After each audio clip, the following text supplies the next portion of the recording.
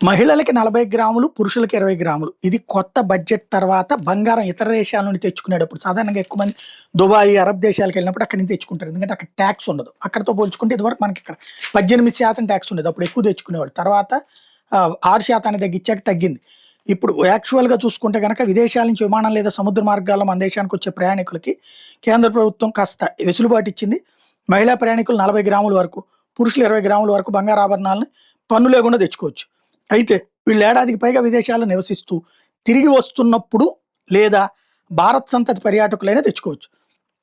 ఈ ఆభరణాలు ఖచ్చితంగా వ్యక్తిగత వినియోగం కోసం తీసుకురావాలి. అంతేగాని అమ్మడానికి కాదు.